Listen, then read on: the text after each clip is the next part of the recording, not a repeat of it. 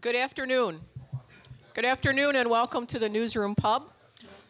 I'm Mary Ann Lazarski, president of the Milwaukee Press Club, and I'm also a producer at Milwaukee PBS, and I'm happy to see all of you here today. Our guest today is real estate developer Tim Gokhman, correct? Of Land Enterprises LLC. He oversees development, acquisition, and business management of Land Enterprises, a real estate development firm specializing in mixed-use residential and commercial real estate.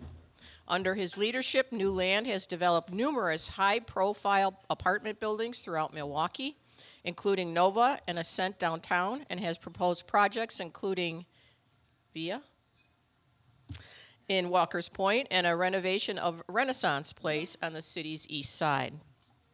Land also developed Crossroads Collective, Milwaukee's first food hall, and the South Side Kinetik Apartments, which includes a pedestrian plaza. So before we get started, I want to thank our event sponsors. Our presenting sponsor is Spectrum News 1, and our supporting sponsor is We Energies. I would also like to thank our event partner, WisPolitics.com. WisPolitics.com partners with the Press Club for this luncheon as part of its ongoing event series in Milwaukee, sponsored by UW-Milwaukee, Wisconsin Academy of Global Education and Training, 1125 at Pabst, the Medical College of Wisconsin, Commercial Association of Realtors, and Spectrum. I would also like to introduce our media panel, Tom Dakin, Milwaukee Journal-Sentinel, and also a board member of the Milwaukee Press Club, Sean Ryan from the Milwaukee Business Journal, and Andrew Weiland from Biz Times Milwaukee. Thank you for being here, and now please welcome Tim.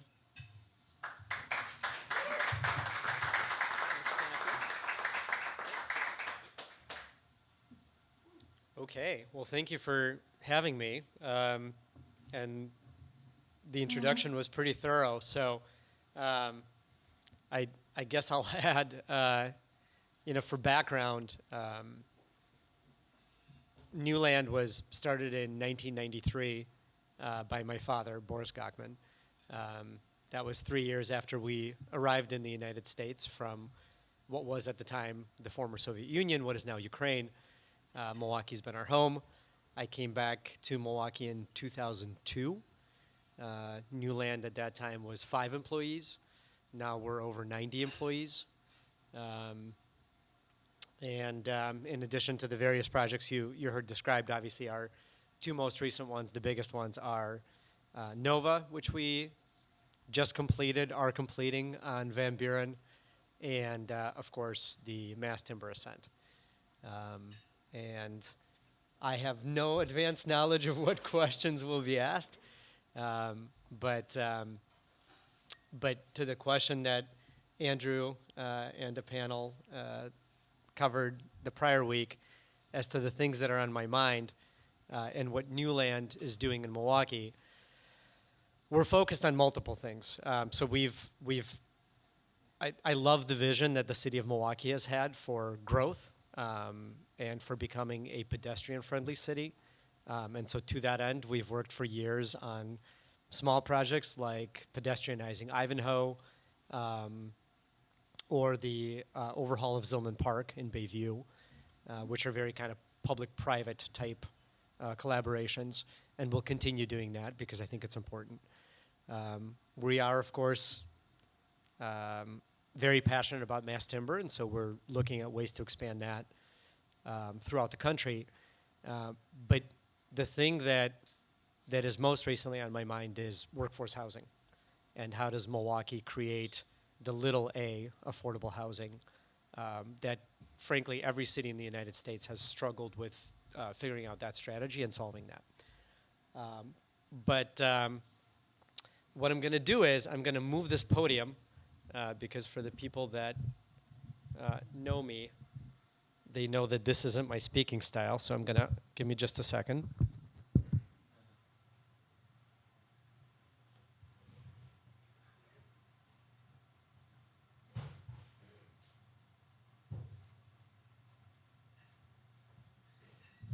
And I think I think these three gentlemen know that my approach is typically conversational and open and blunt, and so let's just get into it.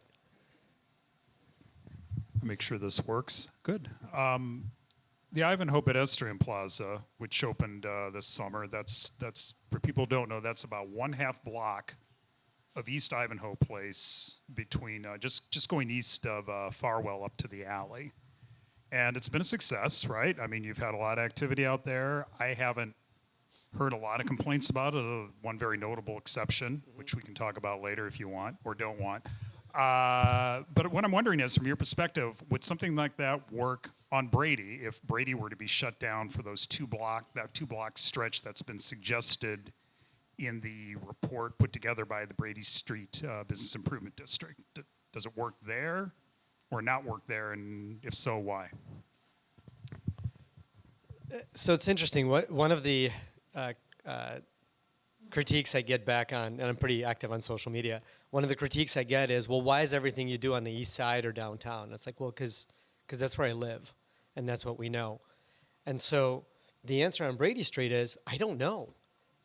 As proximate as it seems to what we do and where we develop, I think you really have to have a granular knowledge of that street, of the traffic flows, of the businesses that are there, in order to answer that question with real perspective instead of just theory. And so I don't know. I think Brady's a very different animal from Ivanhoe.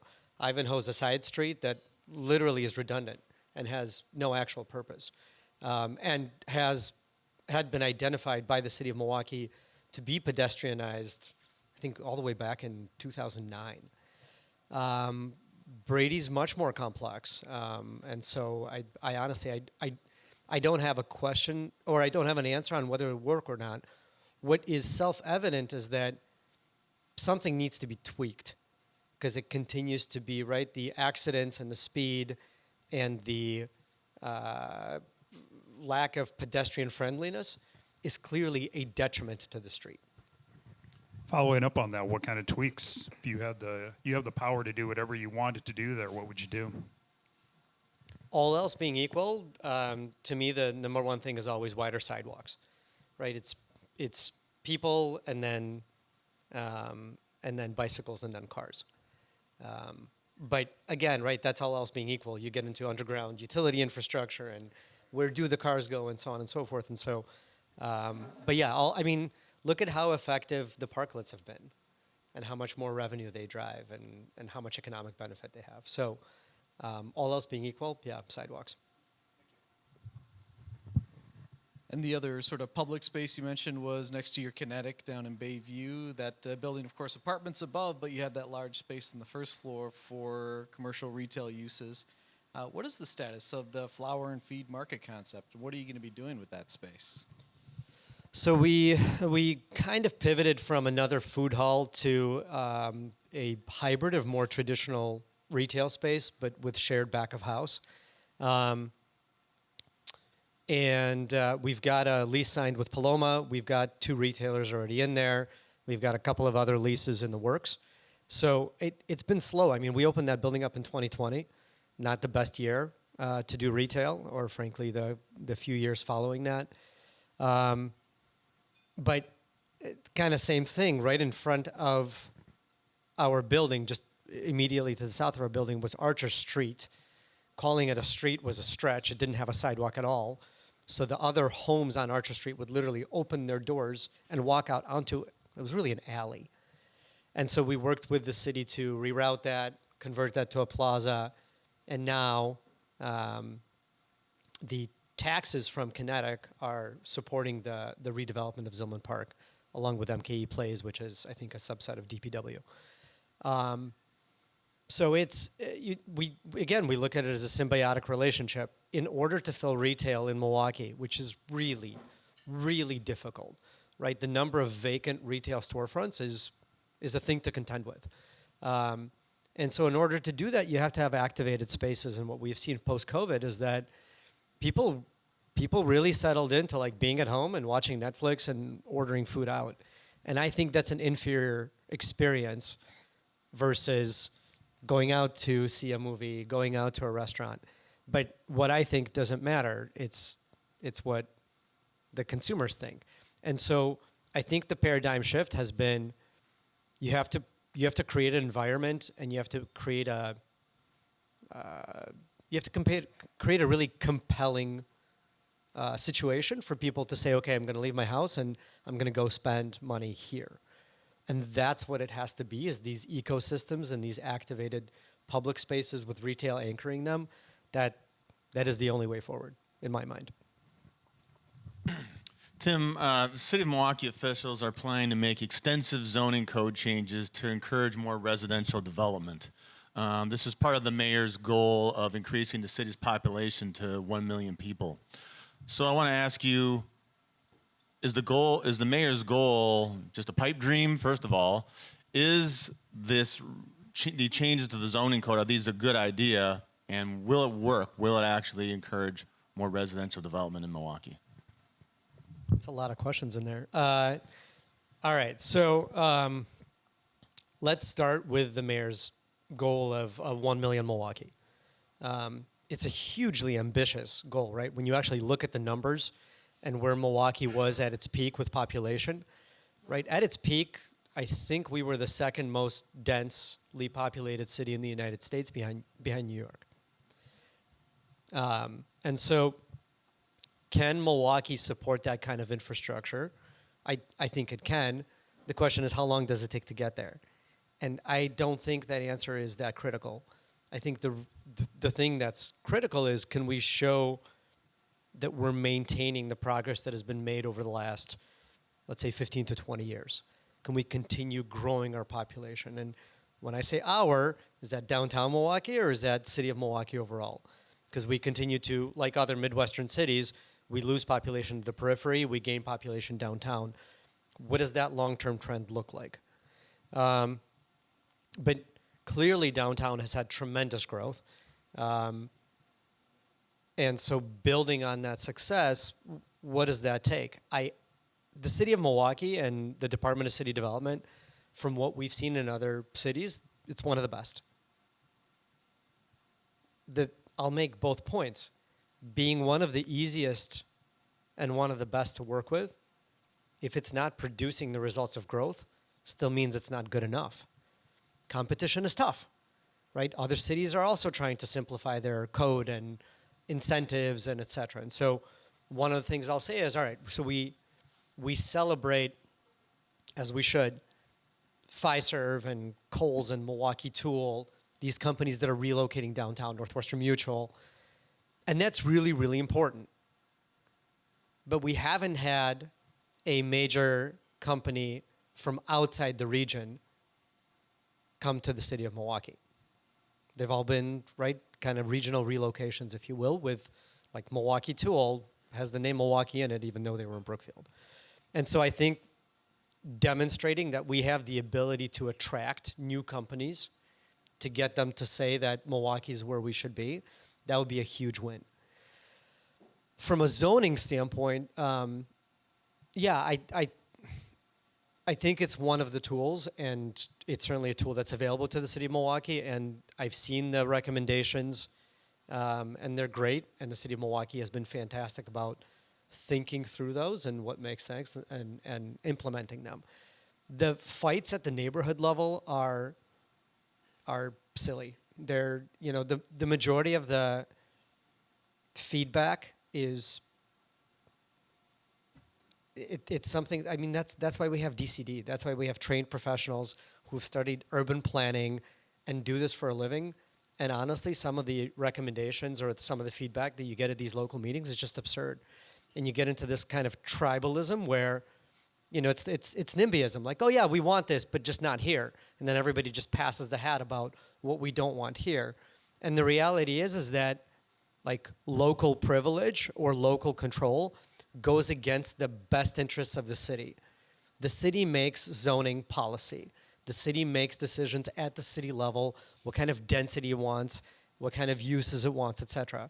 And once you tilt the scales too much in the favor of the 5 houses that surround the site, you're going to get perverse outcomes. And so, yes, I think changes to the zoning code are important. I think they're going in the right direction. It's not the only solution. Zoning on its own will not solve the workforce housing and the affordable housing problems. You need capital solutions behind that. Give us a couple examples of those of absurd, silly things that you get feedback from neighbors. Well, I mean, so for example, Renaissance Place, when we were rezoning it, one person in the room says it has too much parking, and one person in the room says it's not enough parking. So I guess we nailed it. I mean, it's like in Walker's Point when we were going through the neighborhood meetings for VIA, which is Fifth and Mineral. Not the first time somebody's like, well, why don't you just make it a park? Which is, again, just absurd. Never mind that Milwaukee, that's just not how it works, right? It's so crazy. Somebody's like, oh, I'd rather see a music venue. And it's like, if we actually proposed a music venue next to a single family home, right? Like you'd lose it. Like people would be like, no, we don't want live music, as they shouldn't, next to a single family house at 11, 12 o'clock at night. So yeah, I mean, you get pushback like people say, oh, you know, renters, they don't care about the neighborhood. And so there's going to be garbage everywhere. But the reality is that we're actually a professional property management company that contracts better quality snow removal and landscaping than the majority of homeowners in the neighborhood. So you get just this kind of pushback that's not rooted in reality. And it starts over and it wears on developers. And you look at how much development has shifted outside of the city core to the suburbs, and I think that's a component of it. Those meetings are rough, and they don't accomplish anything because at the end of the day, it's BOZA, it's DCD, they make their recommendations and they pass it. So it's like, why? Why go through that process? And I'm not saying get rid of public input. Public input's important. Just make it constructive. Okay, so what are some examples of some constructive public input you've gotten? Maybe some things that actually had you and your team change in development as a result of something that was brought to your attention that maybe you didn't think about or consider as much.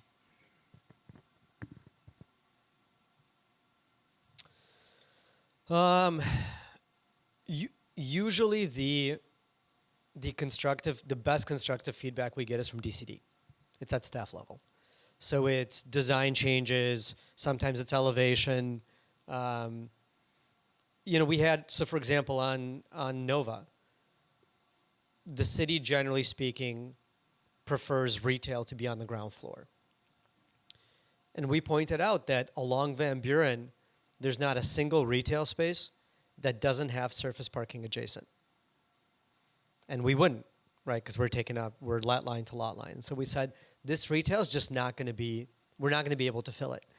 And in theory, retail activates, but vacant retail space doesn't.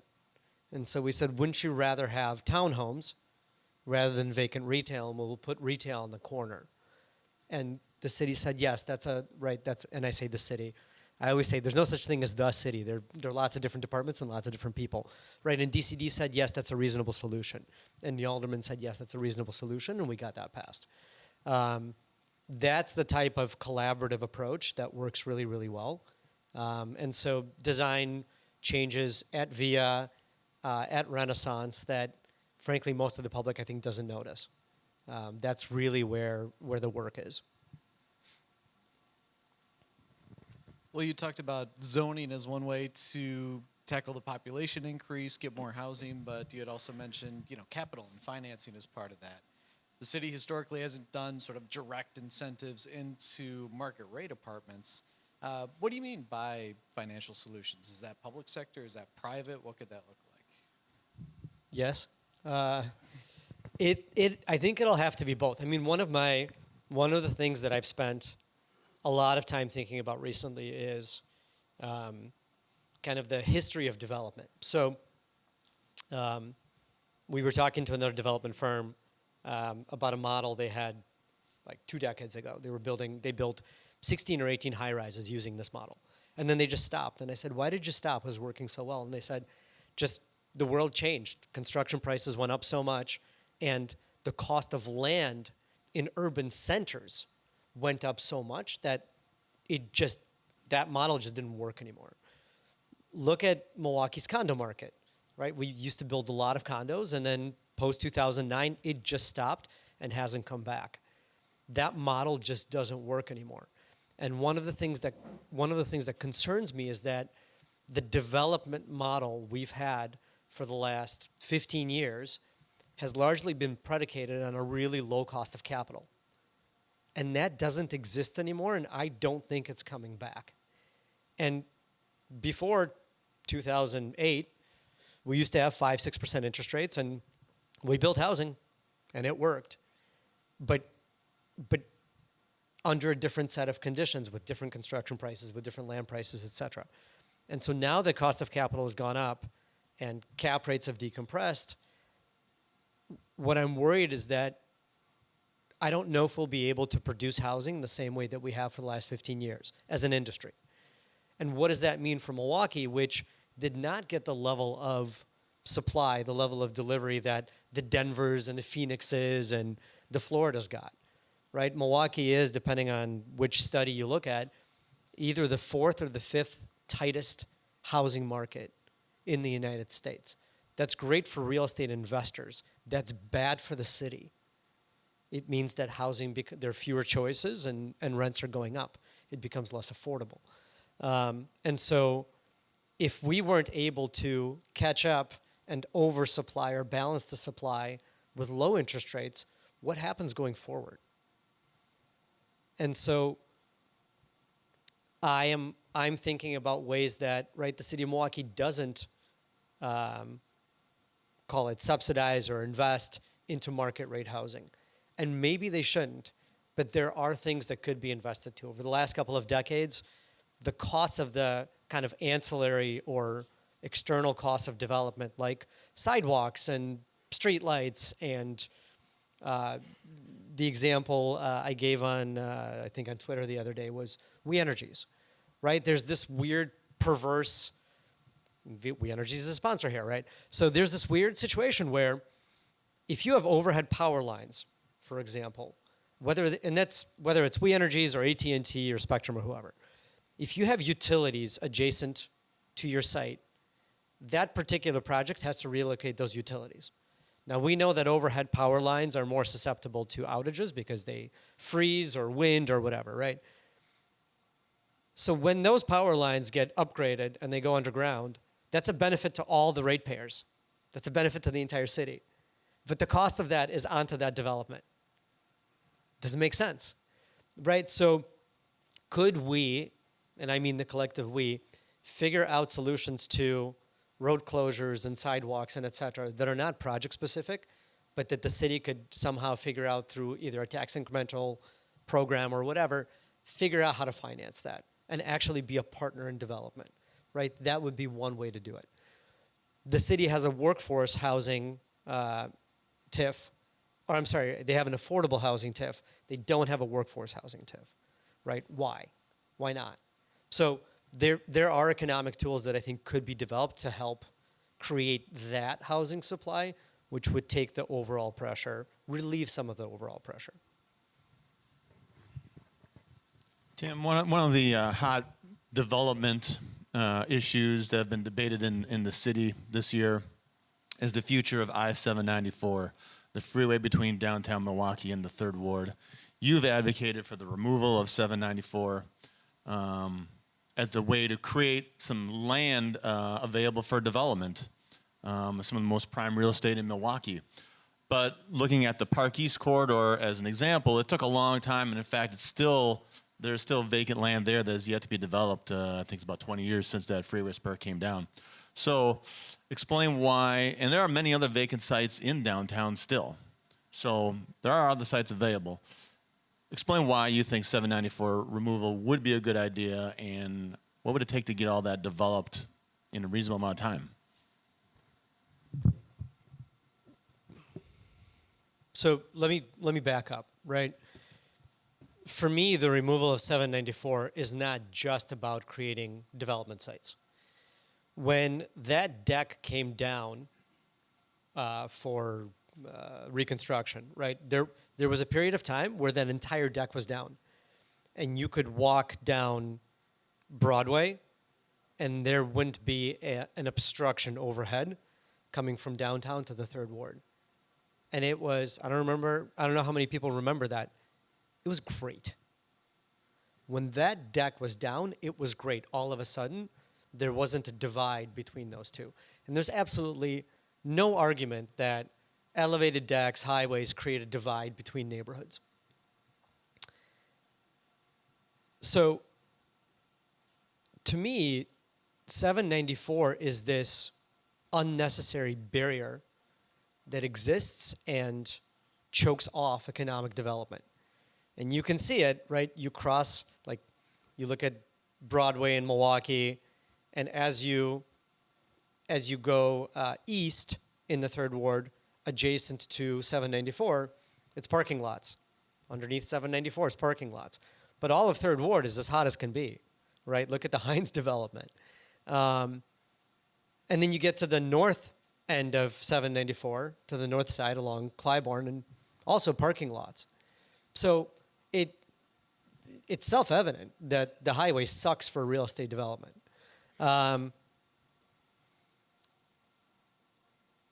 If there were a real case to be made that, you know, removing this thing would cause damage and traffic and backups, that'd be a real conversation. But that deck was down for repairs, and there weren't significant backups.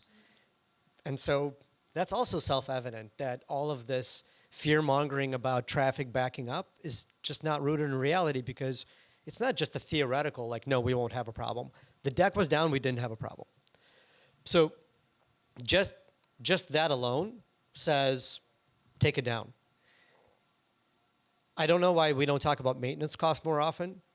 I'm not a highway construction expert, but my gut feeling is if you ask somebody that does it for a living what's more expensive to maintain, an elevated deck or a at-grade street, the answer is going to be at-grade street.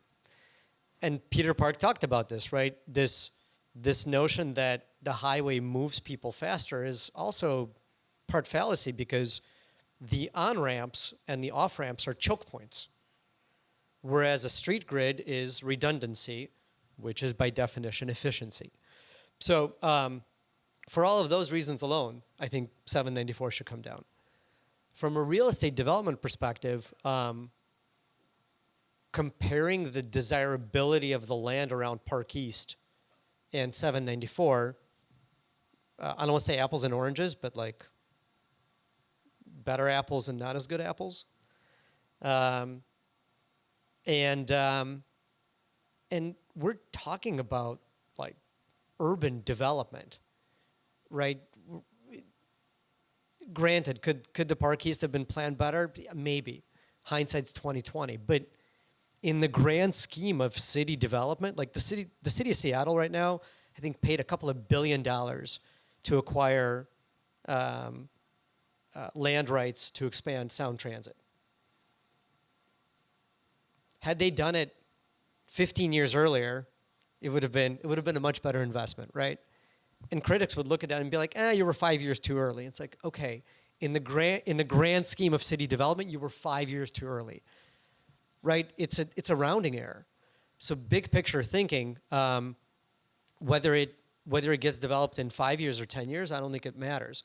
The real question is that the right thing to do for the city and to move the city forward? In terms of other land being available, the majority of it is privately controlled. And the majority of those sellers are not that reasonable. If we're talking about creating workforce housing, one of the challenges is look at all the construction that's happening in the city of Milwaukee right now, right? The majority of it is vertical, which means a more expensive construction topology. It's less expensive to build stick frame horizontal. It's more expensive to go vertical. So if we want to create workforce housing, right, you think about the way LIHTC works, tax credits for affordable housing. There's a fixed number of dollars available from the federal government every year, and the number of applications for every dollar are like 3 to 4 applications per dollars applied for versus dollars available.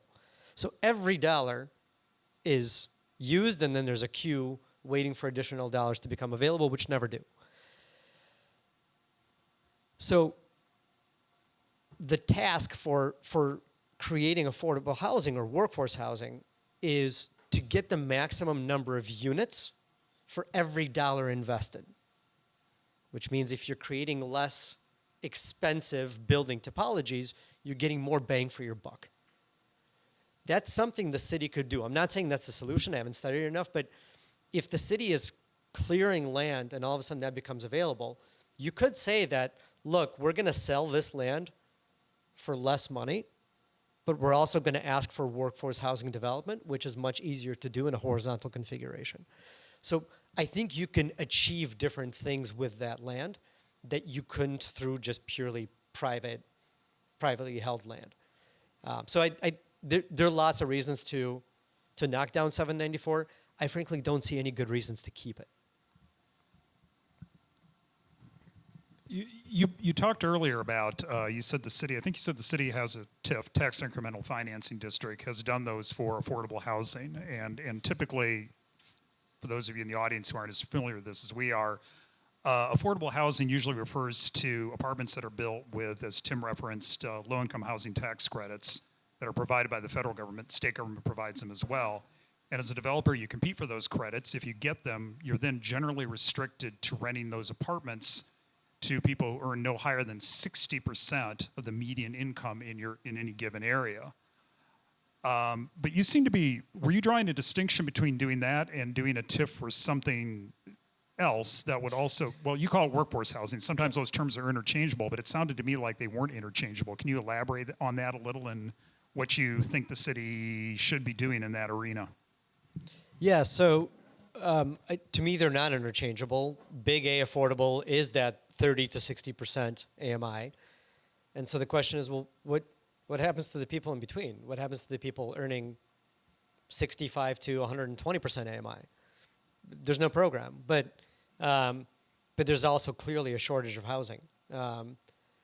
So that's the gap that I think the city has the ability to create a tool for and solve. And in doing that, is that something New Land would get involved in? Yeah, so I think that to me, that's very, very interesting. New Land, we call ourselves an inside-out developer. There's an architect, his name is Mies van der Rohe, whose philosophy was form follows function.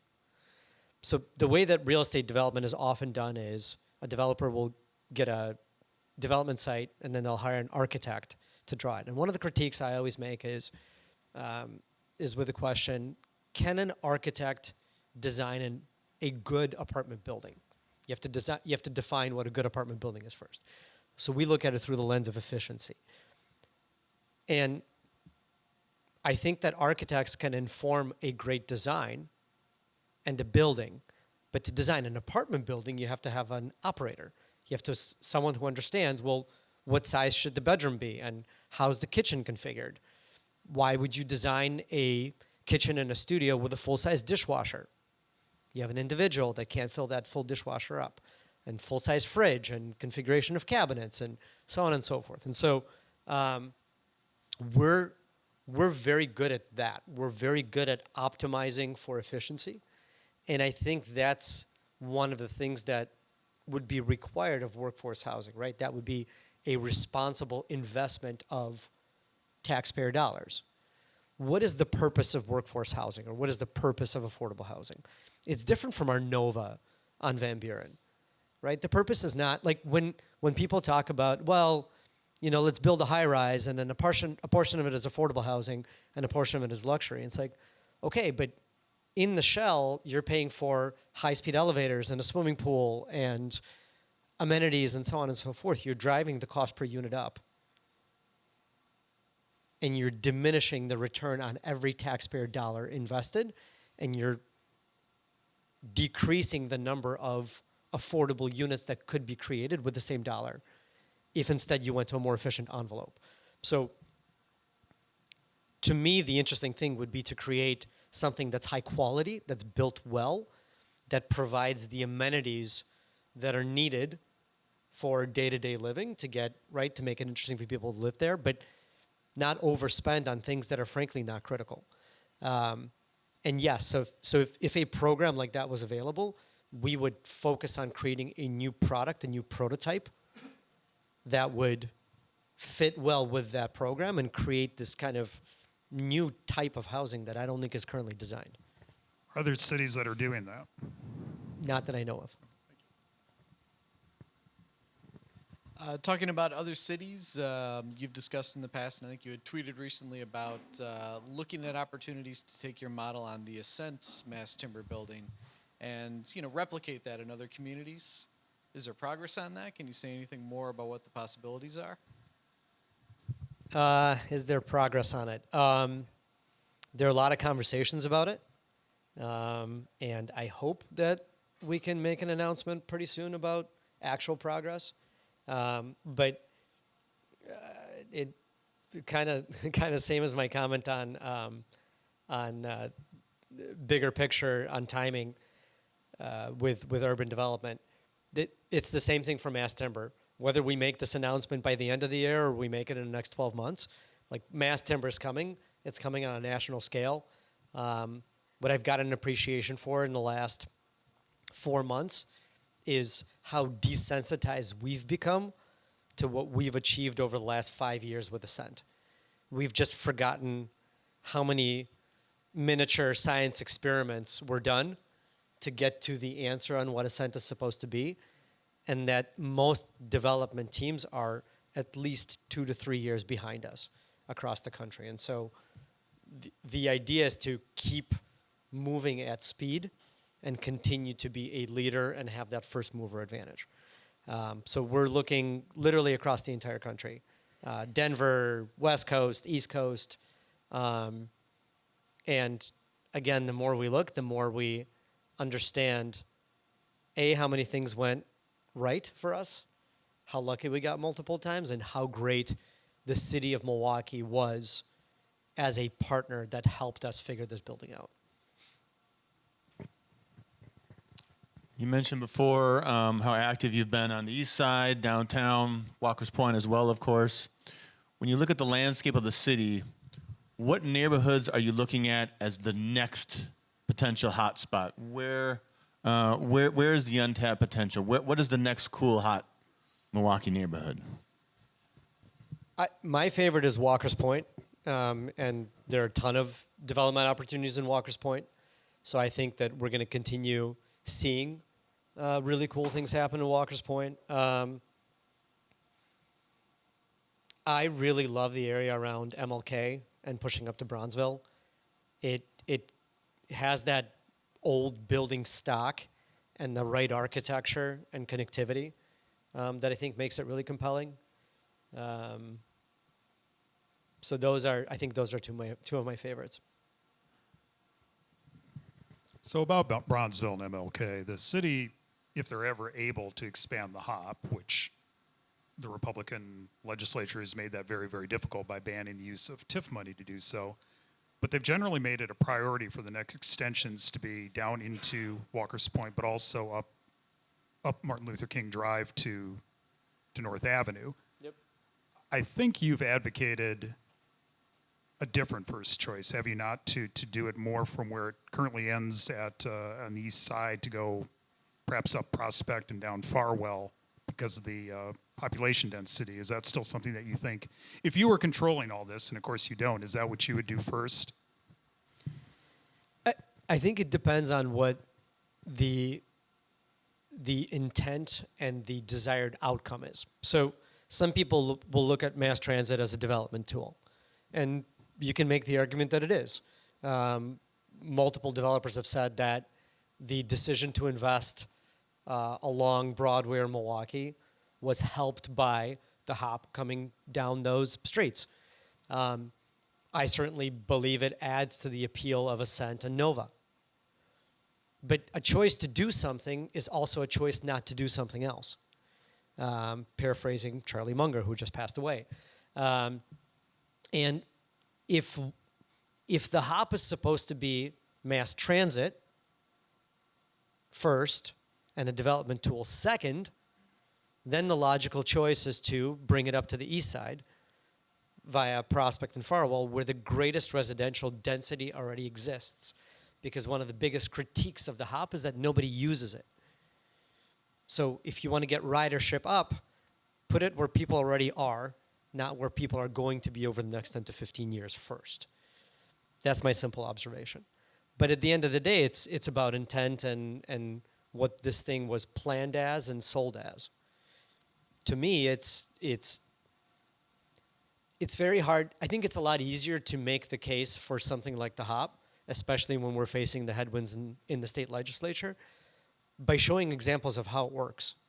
It's a lot easier to show how it works downtown and on the east side because you have a built-in audience, and you can say, right, here's what happens with ridership, here's what happens with car utilization, here's what happens with retail. When you have this many people, when you have these many stores, there you go, there's data.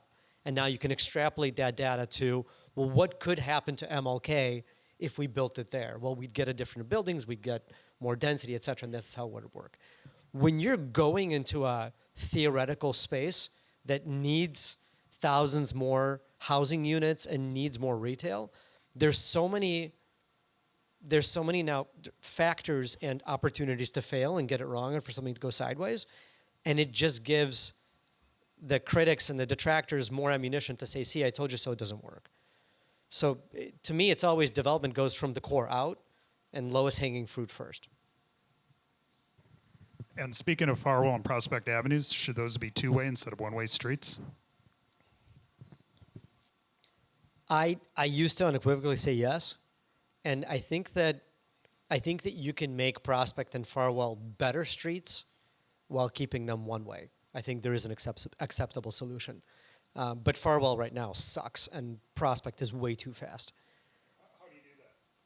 Make them better streets while still keeping them one way? So exactly what we did on North Avenue with the city of Milwaukee.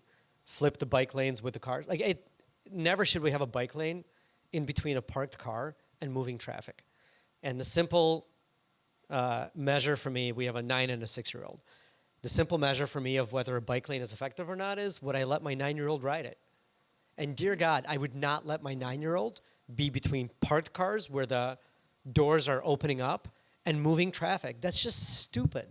It's just a stupid configuration. And so simply flipping parked cars and getting them closer to moving traffic will slow that down because, right, it looks narrower. That's just a simple psychological thing. Just that simple thing would change it. And then, right, that's why we have DPW and GRAFE and et cetera. They can actually talk about like pedestrian refuge islands and tabletop intersections and et cetera that slow traffic down just a little bit. You do discuss a lot about infrastructure, public transit when it comes to growth and development in the city. Given Milwaukee has not had a lot of activity when it comes to public transit systems, has, until recently not done a lot of changes to its street designs. How has that affected its growth up until this point? Do you see that changing in the years ahead? Sorry, can you ask that again? Well, Milwaukee's got the streetcar and the bus system. We haven't done a lot Yep. else with rail, with transits, and our streets. Complete streets is just a recent change to policy. I mean, with those things going ahead, how does that change the city's growth going forward, and how did it affect it when it wasn't really a big deal in the past? It's a good question, right? Because the city of Milwaukee has had this kind of urban revival without those things, or at least we started that urban revival without those things. I think it goes back to competition with other cities. On the one hand, we look at how many apartments have been built in the city of Milwaukee, and we say, wow, look at all this incredible growth. But when you go to other cities, you can see that they've done what we've done and then some. Yeah, there's the article in the Wall Street Journal about like Portland coming to Milwaukee and trying to figure it out. Like, that's great, but the reality is that Portland's problems are self-inflicted. And so You can look to people who are having problems coming to Milwaukee, and you can use that as the basis of comparison. Or you can look at cities like Denver, which used to be smaller than the city of Milwaukee, that have rocketed past us, and other cities in the Midwest, like Nashville's, even some cities like Columbus, that are just Boise, Idaho, that are doing really, really compelling things downtown. That's the competition. The competition is not who's behind us. The competition is who's ahead of us. And all of those cities, Seattle, Denver, Nashville, et cetera, all of them are doing projects that are focused on pedestrian-friendly mass transit. Because at the end of the day, when you look at every successful city, every city that you would look at and you would say, that is an economically vibrant and successful city, all of those cities have mass transit and are walkable. There's no city that's had the strategy of, let's make it super easy to drive and super easy to park, and that's led to economic development, not a single one. And so to me, that's the answer, is that like this isn't theory, this is settled science, that investing into pedestrian-friendly and mass transit infrastructure is an economic development tool, and if Milwaukee wants to stay competitive with other great markets, that's what it needs to do.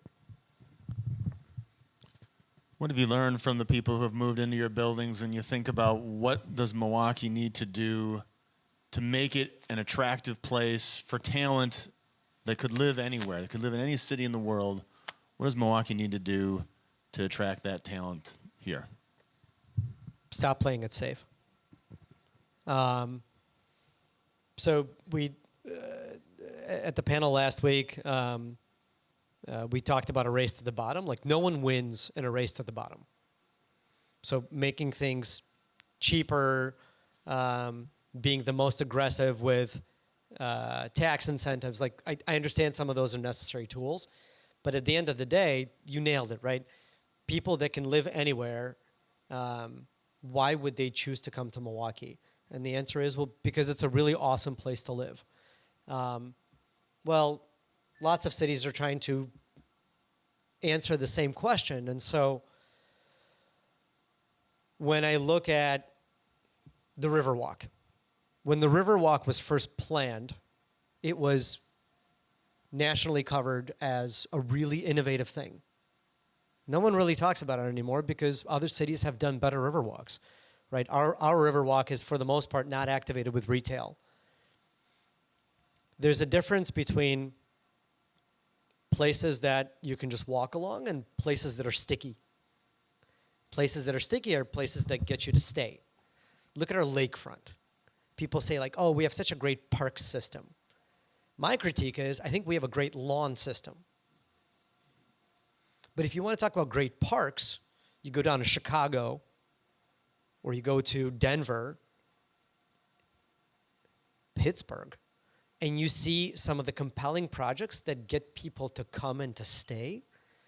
Those are great public spaces. Now, some parks should be just a place where you go and you like have a hammock or whatever. We've got plenty of that. So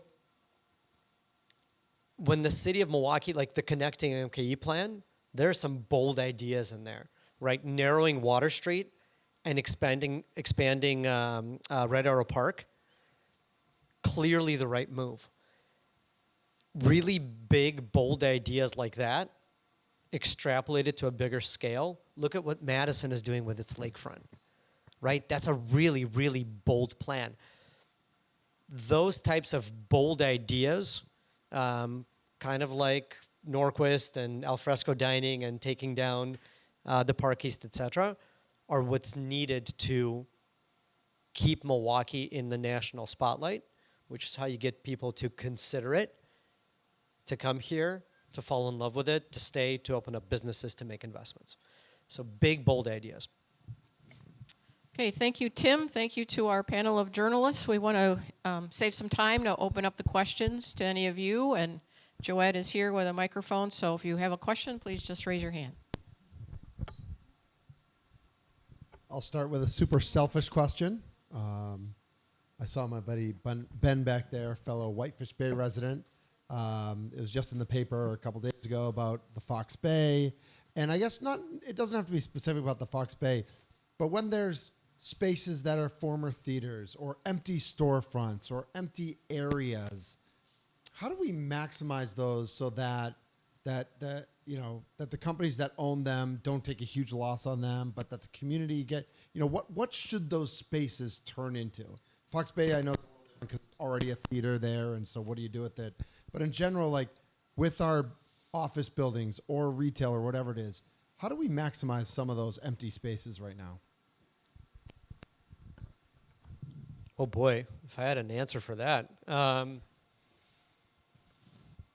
I go back to big, bold visions. Well, so big, bold visions, right? Like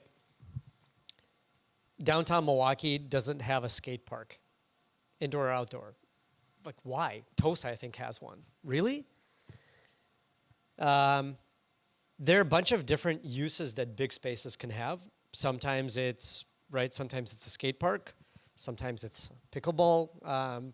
Sometimes it's an event space. I think it's on a case-by-case basis. I was reading the blurb about Pat Connaughton and his real estate investments, and he said Milwaukee's a little bit hesitant about bringing outsiders in at first, but once you're a part of the community, like we really have your back. We should be sourcing ideas from other places, right? They're really cool, compelling concepts that other cities, other people have developed. We shouldn't be shy about going to other places and saying, hey, bring your cool idea here. But in terms of specific building by building, those problems are so unique, right? If it's an office building, like that's a whole different animal. If it's a vacant shopping mall, like it's a whole different animal. And so I think you really want to seek out the people that have done amazing projects elsewhere of that type and go to them and say, hey, we have one of those vacant boxes here. Would you come and look? How would you apply your big, bold idea challenge to 175 and AmFam Field and what could happen over there? I don't know. Honestly, not our area of expertise. I mean, that's a large master plan development. But it kind of similar answer, right? Other people have done this. Other cities have done this. Other sports teams have done this. And you just need to go to Google Earth and do a time lapse of those parking lots to understand that is not the highest and best use.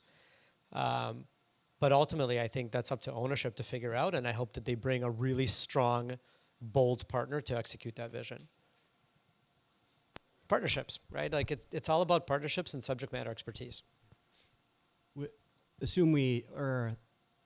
of the issues with the 794 and tearing it down is there's been some visioning, and I think that's helped, but there hasn't been a company like Harley Davidson, for example, with the Park East that said, yeah, we want to build this space.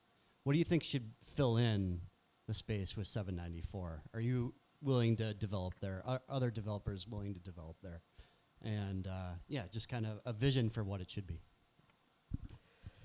Well, I think you're right. It would help, right? And the visioning that has been done through a volunteer effort. And so I think that if you could get the state, the DOT on board to say that, yes, let's do this, then I think money could be allocated and money would be raised to figure out what that vision would be. But that should be City of Milwaukee DCD led. Would we develop there? Who wouldn't develop next to the Third Ward? Like, what developer is going to say, nah, that's not that compelling? Everyone would want to develop there. So I don't think that's an issue. And as for Hartley and Park East, if you go back to the beginning of Park East, very few people were in support of it. It faced major obstacles, and it took a long time for people to come around. And I don't think anybody today would say, oh yeah, gosh, I miss the Park East. I don't think anybody misses the Park East in its old configuration, right? We did a panel, and Bob Monnet was telling the story of the pick and save that's on Van Buren, And the Park East literally was like an off-ramp onto that pick and save. And they were so worried about business getting hurt by the Park East coming down that they negotiated that lease to be a percentage rent lease.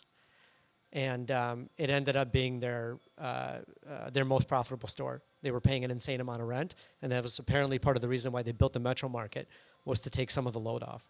So I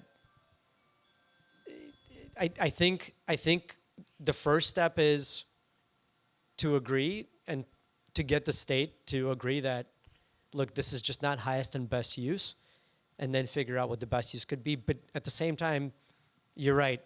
Vision goes a long way towards helping people understand that, hey, that would be a heck of a lot better. So that's a good idea. Tim, you said previously you were all on board for Prospect and Farwell being two-way streets, but recently you have stepped back from that. Can you explain why? What do you see the drawbacks of those two streets being two ways? Again, not a traffic engineer, more so I don't remember exactly what it was, but I read an article that analyzed Farwell as a one-way versus a two-way street. There are real logistical challenges to making that a two-way street and accommodating the streetcar and thinking about bike lanes. It's just not that wide of a right-of-way, and so it has just real constraints. There's also just the simple notion of sometimes you don't want perfect to be the enemy of the good. And so if you can make that street better and keeping it one way at a much lower cost, and if that's not the battle that the local alderman wants to fight with all of the constituents along Prospect, and that's a real thing, then maybe that's not the lowest hanging fruit that we should be fighting about. We have time for one more question.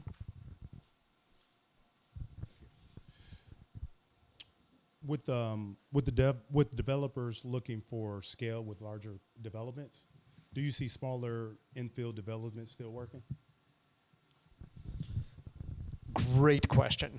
So we've got two projects that were they just went through entitlement. They should frankly actually go live today as we try to raise equity for them in Walker's Point. I would consider both of those projects infill. They're not larger. For us, they're smaller developments. One is 66 units, one is 82 units. It feels like there are far fewer of those today than there used to be. And I think that's a major problem. Now, I hope that part of the solution is this change to zoning code. Because putting a non-resource developer like us in front of a neighborhood meeting is it's brutal. So I hope that's part of the solution. The other thing that I think we've done kind of a good job of, but I think we could do a lot more, is partnering small developers with bigger ones. And so I've always said that new land, if a small developer comes to us and they want to do an infill project and they need a balance sheet or they need some optimization on design or whatever, that we would be willing to be a behind-the-scenes assist in those types of developments. And I think that's absolutely necessary because education is great, like the ACRE program, et cetera, but the real lessons of learned during actual development and doing like a 4-unit, 16-unit site is how we learned. That's how my dad started, 2 units, 4 units, 16 units, 45 units, 28 units. And so getting that pipeline back up, I think, is critical towards raising the next generation of real estate developers, because it can't be 3 companies. It can't be like Mandel, Wongard, and Newland. That's just not feasible. And so, yes, I think that's an important thing for us to solve. Okay, we are out of time. Any final comments that you want to make before we wrap up? Are you good? I'm great. Okay. Okay. All right.